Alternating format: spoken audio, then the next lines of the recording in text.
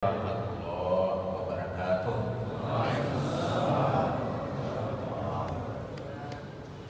Alhamdulillahirabbil alamin, hamdan na'imin, hamdan syakirin, hamdan yuafi ni'amah wa yukafi mazidah. Nahmadu subhanahu wa ta'ala ala ni'amil isyar, naskuruhu ala kisamil midrar. Allahumma salli wa sallim ala sayyidina wa habibina wa syafi'ina Muhammadin sallallahu alaihi wasallam wa alihi al-tahar wa ashabil akhyar wa sallama tasliman katsiran sama ba'd. Hadirin hadirat yang sama berbahagia, alhamdulillah malam ini kita sudah memasuki malam yang keempat. Kalau kita memperhatikan setiap penceramah di dalam menyampaikan ceramahnya, atau setiap khotbah di dalam menyampaikan khotbahnya, masalah yang paling utama diingatkan adalah mengajak jamaah untuk senantiasa memuji Allah Subhanahu wa taala, bersyukur kepadanya atas rahmat hidayah, inayah dan taufiknya, atas nikmat kesehatan, nikmat kesempatan dan nikmat iman.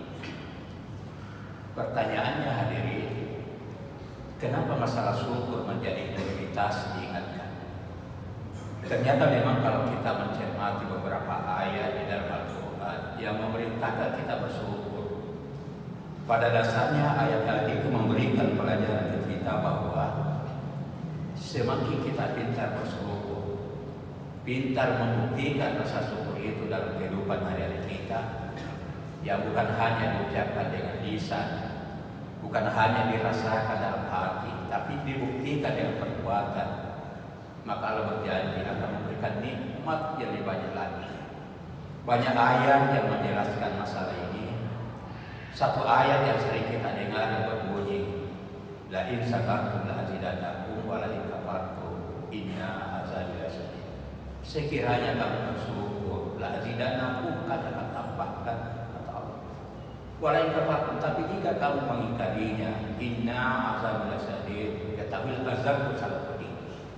Oleh karena itu hadirin, kunci untuk mendapatkan nikmat yang lebih besar, kunci untuk mendapatkan rahmat yang lebih banyak adalah bagaimana kita membuktikan rasa syukur itu dalam kehidupan hari-hari kita.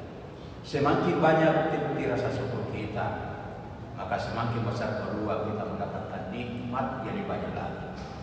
Oleh karena itu bersyukurlah kita pada saat ini, pada malam ini, sehat walafiat. Nikmat yang luar biasa nilainya hadirin adalah nikmat sehat.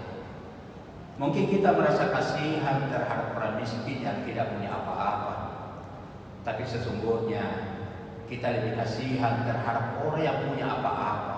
Segalanya dia memiliki, fasilitas hidupnya lengkap, tapi tidak bisa menikmati apa-apanya itu karena kesehatannya terganggu. Karena itu bersyukurlah kita sehat walafiat. Bersyukurlah kita masih menghirup udara Allah dan menjadikan udara ini napas secara gratis. Tidak seperti sebagian saudara-saudara kita yang ada di rumah sakit, terutama yang ada di kamar ICU. Mereka bernapas tidak ada yang gratis, karena penapasannya melalui bantuan tabung oksigen, yang sehingga mereka mengeluarkan biaya yang cukup besar. Tapi berapapun biaya yang dikeluarkan, mereka tidak menghitung-hitung jumlahnya, karena napas sangat bernilai. Banyak orang yang rela menghabiskan hartanya supaya tetap bernapas, supaya tetap sehat. Karena itu bersyukurlah kita tidak mengeluarkan biaya besar dan tetap sehat walafiat. Bersyukurlah kita hadirin tidak mengalami penyakit-penyakit kronis, gagal ginjal misalnya, kanker, tumor otak, penyakit yang fantastis biayanya. Sekiranya kita mengalami yang namanya gagal ginjal, maka biasanya harus cuci darah paling tidak 2-3 kali pada setiap minggu. Karena itu kita harus mempersiapkan dana yang luar biasa. Hadirin yang terhormat, ada tetangga saya dulu, dia belum semua. Dulu kontraktor besar, banyak mobilnya, banyak rumahnya. Tapi beberapa tahun terakhir ini mengalami cuci darah, gagal ginjal, dan sudah habis mobil, sudah habis rumah. Saya tanya, Haji, kenapa seperti ini kehidupan kita, sudah habis mobil, di mana semua itu Haji? Dia bilang, inilah penyakit saya alami, penyakit gagal ginjal, cuci darah. dan menghabiskan dana yang luar biasa. Pada umumnya hadirin, orang yang mengalami penyakit seperti itu setelah menghabiskan harta, nyawa pun lain. Dan cukup banyak orang mengalaminya penyakit seperti itu. Karena itu bersyukurlah kita tidak mengalami penyakit seperti itu. Karena itu hadirin, nilai kesehatan yang kita miliki ini sulit dibayangkan dengan nilai dunia. Allah Subhanahu wa taala berfirman, "Inna a'tainakal kautsar." Sesungguhnya kami telah memberikan kepada nikmat yang cukup banyak. Ahli tafsir menjelaskan kata kausar adalah jamak taksir yang menunjukkan bahwa tidak ada di antara kita yang mampu memprediksi berapa nilai rupiah rahmat Allah yang diberikan kepada kita. Kesehatan yang kita miliki ini sulit dibayangkan dengan nilai rupiah. Mata yang masih melihat, telinga yang masih mendengar, otak yang masih cerdas. Kira-kira berapa nilai rupiah itu? Sulit dibayangkan dengan nilai rupiah. Setelah Allah memberitahukan kepada kita, "Inna a'tainakal kautsar," kami telah memberikan kepadamu nikmat yang cukup banyak.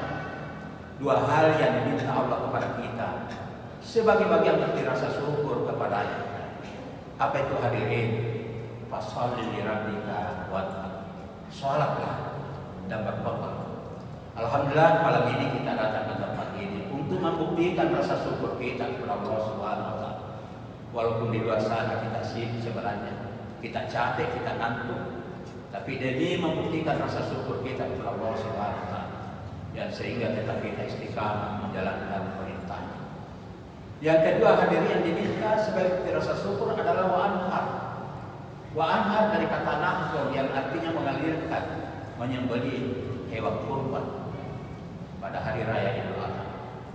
Wa'anhar secara istilah adalah mengalirkan atau memberikan infak, memberikan apa saja bentuknya untuk mencari ridha Allah Subhanahu wa taala.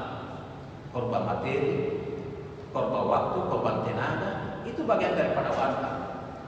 Jadi mafhum mukhalafatul hadirin, kalau ada orang tidak mau melaksanakan sholat dan tidak ada pengorbanannya untuk mencari ridhanya Allah Subhanahu wa taala, maka sesungguhnya dia tidak mensyukuri rezeki yang Allah berikan kepadanya. Dia tidak mensyukuri kesehatan yang Allah berikan kepadanya. Hadirin yang terhormat, mari kita buktikan rasa syukur. Semakin banyak bukti rasa syukur kita, maka semakin besar peluang kita mendapatkan nikmat yang besar. Bersyukurlah kita hadirin, memasuki bulan suci Ramadan ini yang luar biasa nikmatnya. Ada ungkapan yang menarik kita cermati, yang sering kita dengar di kalangan anak muda. Dia mengatakan, tak kenal maka tak cinta, tak cinta maka tak sayang, dan tak sayang maka tak rindu. Ucapan ini kalau kita mau pikir-pikir, kita mau renung-renungkan, ada benarnya. Tidak mungkin ada rasa rindu kalau tidak ada rasa sayang. Tidak mungkin ada rasa sayang kalau tidak ada rasa cinta, dan tidak mungkin ada rasa cinta kalau tidak ada mengenalnya, tidak mengenalnya. Ungkapan ini hadirin, kalau kita menjadikan Ramadan sebagai objek pembicaraan, maka bisa kita katakan tak kenal Ramadan, maka tidak mungkin kita mencintainya, apalagi menyayanginya, lebih-lebih merindukannya. Jadi persoalan yang paling mendasar adalah bagaimana mengenal Ramadan. Hadirin yang terhormat, ada yang mengatakan bahwa Ramadan itu dari kata ramdan, yang artinya panas, membumi hanguskan, menghancurkan, merulantahkan. Apa yang dihancurkan hadirin adalah penyakit, penyakit rohani dan penyakit jasmani. Hadirin yang terhormat, ada hadis Nabi yang berbunyi, sumu tasih, berpuasalah kalian supaya kalian sehat. Salah seorang peneliti dari Jepang, ahli medis yang banyak kita baca di WA, Yoshinori Usu, dia mengatakan bahwa apa relevansinya puasa dengan kesehatan. Ternyata penelitiannya menunjukkan bahwa di dalam tubuh kita ini tidak kurang dari 300 miliar sel-sel yang mengalir menuju ke hati kita, yang disebut dengan autolisis atau autophagy. Apa yang kita makan, apa yang kita minum, apa yang kita lihat, semuanya itu terproses menuju ke hati. Begitu banyaknya sel-sel dalam tubuh kita ini yang luar biasa, dan muaranya, tujuannya semua menuju ke hati. Ternyata hadirin, makanan atau minuman yang mengandung pestisida, yang mengandung racun, Itu bermasalah pada sel-sel kita yang sehingga bisa kita penyakitan gara-gara makanan itu. Nah ternyata hadirin dengan puasa ini autolisis kita yang bermasalah, sel-sel kita yang bermasalah itu disambung kembali dengan puasa. Ternyata penjelasannya itu semakin kita lapar sebenarnya semakin bagus. Kenapa? Karena sel-sel yang tidak berfungsi itu dimakan oleh sel-sel yang masih berfungsi. Jadi semakin lapar, semakin bagus. Saya tidak berhak lebih menjelaskan masalah ini karena ya, dokter yang lebih tahu tentang bagaimana sebenarnya sel-sel kita itu.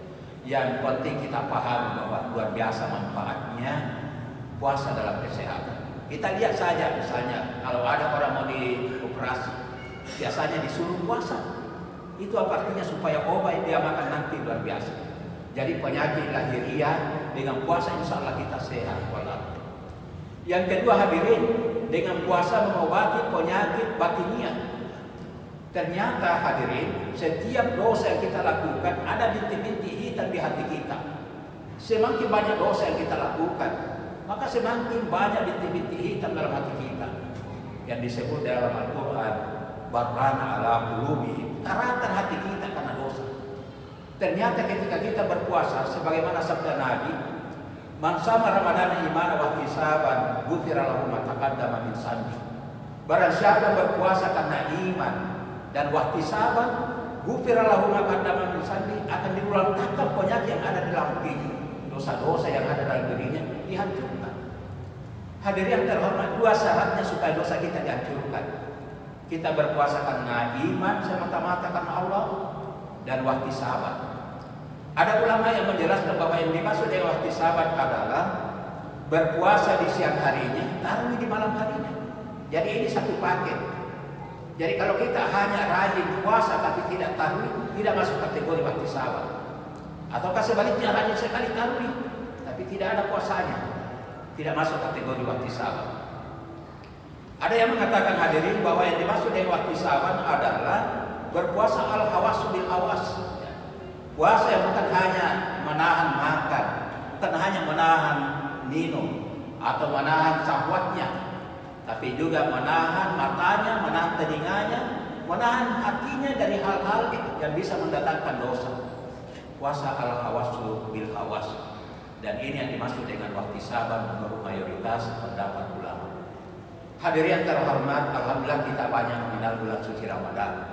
Tidak mungkin kita ada seperti ini, capek sebenarnya ngantuk, tapi karena kita mengenal kemuliaan bulan suci Ramadan, amalan-amalan sunnah di bulan suci Ramadan nilai pahalanya sama dengan nilai ibadah wajib di bulan Ramadan, di luar Ramadan.